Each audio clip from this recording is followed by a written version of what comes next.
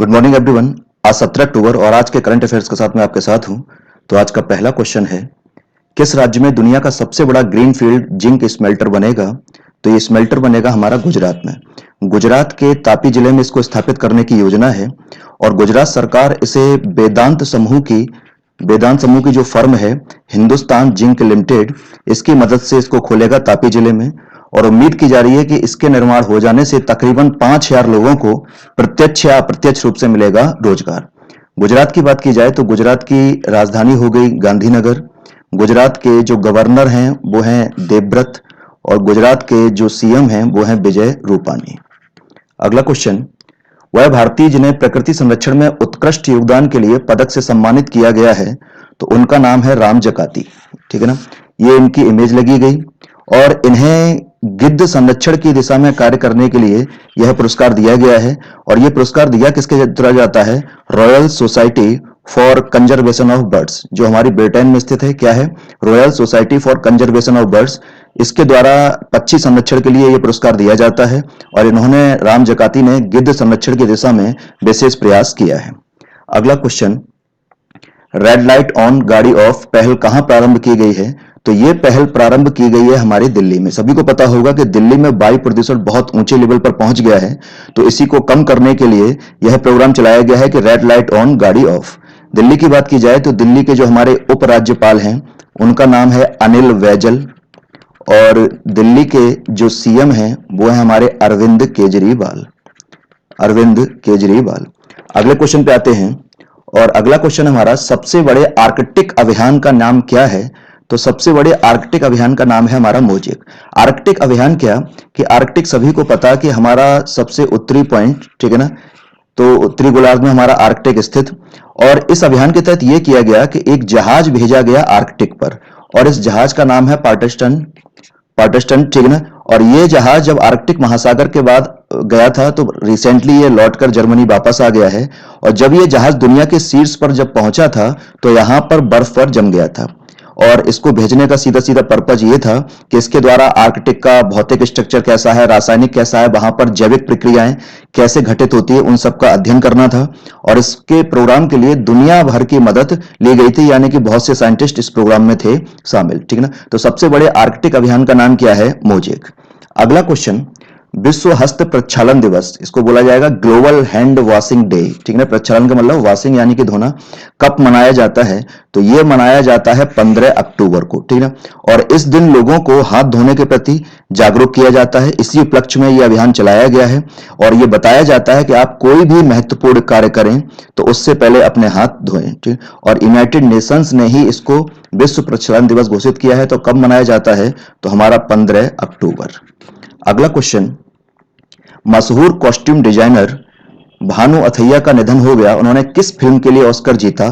तो उन्होंने गांधी फिल्म के लिए ऑस्कर जीता था और ये हमारे भानु अथैया की इमेज लगी हुई। इन्होंने ऑस्कर गांधी फिल्म के लिए जीता था और दूसरा ये ऑस्कर जीतने वाली पहली भारतीय है। क्या है ये? पहली भारतीय। ठीक है, और जो गांधी पिक्चर थी उसका जो डायरेक्शन किया था वो किया था रिचर्ड एटनबरो, बहुत पॉपुलर हस्ती रिचर्ड एटनबरो ने इन्होंने डायरेक्शन किया था। इसके अलावा इन्होंने हमारी जो इंडिया में मूवी लगान आई उसके लिए भी कॉस्ट्यूम डिजाइन किया।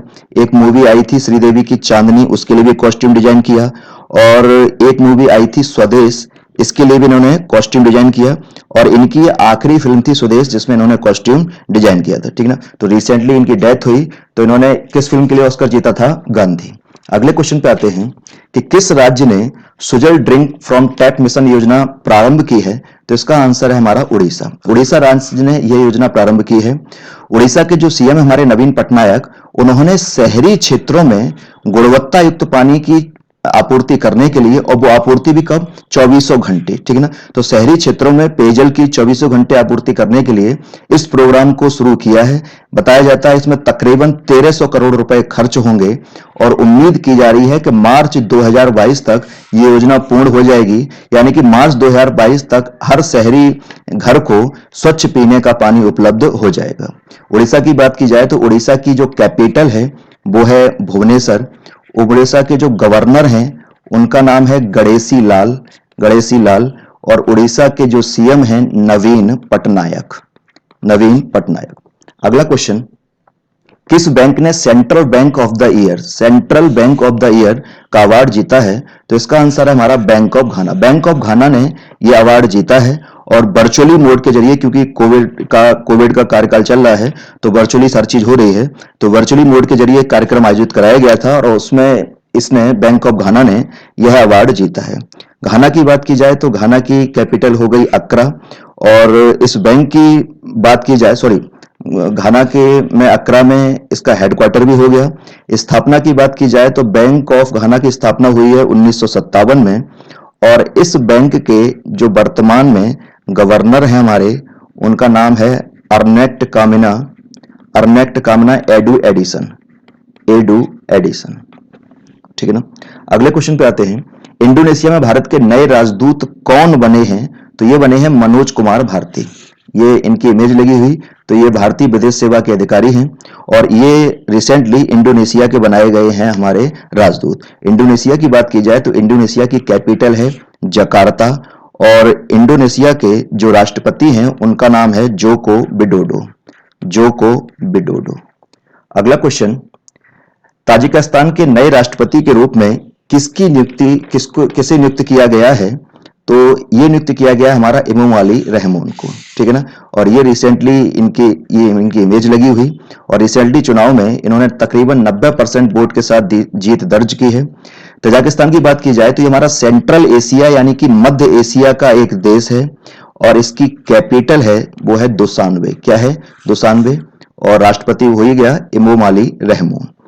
अगला क्वेश्चन कि किस संगठन ने स्टबल को खाद में रूपांतरित करने के लिए बायोडिकम्पोजर विकसित किया है? तो इसका आंसर हमारा भारतीय कृषि अनुसंधान संस्थान, इंडियन एग्रीकल्चर रिसर्च इंस्टीट्यूट। इसने क्या किया है कि इसने स्टबल का मतलब हुआ यहाँ पर जो खेतों में ठूठ वगैरह रह जाती है, तो अभी क्या चलता है कि ठूठ को हम जलाते हैं तो जिससे वायु प्रदूषण हो रहा है, और वायु प्रदूषण बहुत बड़ी समस्या हुई है, तो ठूठ को जलाना ना पड़े, वो डिकम्पोज हो जाए यानी कि टूट फूट जाए, तो इसी के लिए हमारा भारतीय कृषि अनुसंधान संस्थान जो है उसने बायोडिकम्पोजर इस ठूठ के लिए विकसित किया है। तो बहुत इंपॉर्टेंट हमारा क्वेश्चन।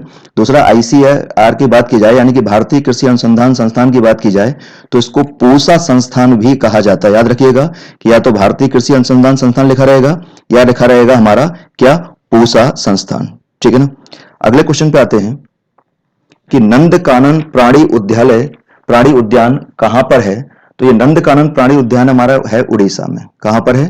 उड़ीसा में। ठीक है ना। और उड़ीसा में भी कहां पर? उड़ीसा की जो राजधानी है वो है हमारा भुवनेश्वर में। ये जो प्राणी उद्यान था ये 1960 में स्थापित हुआ था, और 2009 में इसे बर्ड एसोसिएशन ऑफ जू और एम्बेरियम में शामिल होने वाला भारत का पहला चिड़ियाघर यह बन गया था। यानी कि 2009 में बर्ड एसोसिएशन ऑफ जू में शामिल हो गया था, और साथ ही ये एम्बेरियम में शामिल होने वाला भारत का पहला चिड़ियाघर बन गया था। अगर इसकी बात की जाए पॉपुलैरिटी की, तो किस फील्ड में है? तो जो हमारा व्हाइट टाइगर होता है, ठीक है ना, व्हाइट टाइगर और एक टाइगर की प्रजाति हमारी मेलानिस्टिक टाइगर, तो व्हाइट टाइगर और मेलानिस्टिक टाइगर के प्रजनन के लिए दुनिया का पहला सेंटर बना था। ठीक है ना। किसके लिए? व्हाइट टाइगर और मेलानिस्टिक टाइगर के लिए। साथ ही जो हमारी भारतीय पेंगोलिन भी होती है उसका भी एकमात्र संरक्षण प्रजनन केंद्र है। ठीक है ना। जो इंडियन पेंगोलिन है उसके भी कहना चाहिए संरक्षण और प्रजनन का एकमात्र केंद्र है। अगला क्वेश्चन कि एनएसजी की स्थापना कब हुई थी? National security guard. तो ये हमारी एनएसजी की स्थापना हुई है 1986 में। ठीक है ना। याद रखना कि 1984 में जब इंदिरा गांधी की हत्या हुई तो उसी टाइम पर एक कहना चाहिए इकाई के रूप में 1984 में ही एनएसजी की हो गई थी स्थापना, लेकिन बाद में 1986 में 22 सितंबर 1986 को एनएसजी एक्ट पारित किया गया और एक संस्था के रूप में इसकी स्थापना हुई। तो पूछा जाए कि इकाई के रूप में कब हुई? तो 1984। और संस्था के रूप में कब हुई, या नॉर्मली पूछा जाए कब हुई, तो जब अधिनियम बनता है, और अधिनियम का मतलब ही होता है कानून। ठीक है ना। तो अधिनियम बनता है उसी को मान के चलेंगे, तो इसकी स्थापना हुई है 1986 में। ठीक है ना। और ये जो हमारी संस्था है वो आंतरिक सुरक्षा से संबंधित जो भी मामले होते हैं उनसे हमारी निपटती है, और इसके वर्तमान में जो डायरेक्टर जनरल हैं यानी कि डीजी हैं उनका नाम है सुरजीत सिंह। ठीक है ना। अगले क्वेश्चन पे आते हैं कि हाल ही में किस राज्य सरकार ने किसानों के उन्नयन के लिए किसान कल्याण कोष बोर्ड स्थापित करने का निर्णय लिया है? तो यह निर्णय लिया है हमारी केरल सरकार ने। केरल सरकार ने किसानों के कल्याण के लिए किसान कल्याण कोष बोर्ड स्थापित करने का निर्णय लिया है और इसका जो इन्होंने नामकरण किया है वो किया है केरल कृषक क्षमा निधि बोर्ड। क्या किया है? केरल कृषक क्षमा निधि बोर्ड, ठीक है। और इसके लिए इन्होंने इसका पहला अध्यक्ष भी नियुक्त कर दिया है और उनका नाम है पी राजेंद्रन। पी राजेंद्रन इसके पहले बोर्ड के अध्यक्ष होंगे, ठीक है ना। और ये जो हमारा कहना चाहिए बोर्ड होगा, ये नर्सरी प्रबंधन हुआ, नर्सरी की देखभाल करना, ठीक है ना, मछली यानी कि मत्स्य पालन, मधुमक्खी पालन, बकरी खरगोश पालन, इससे जुड़े हुए सारे मामले यह बोर्ड हमारा देखेगा, ठीक। तो ये आज का हमारा करंट सेक्शन पूरा हुआ। कल के सेक्शन के साथ फिर मिलते हैं। Till then bye.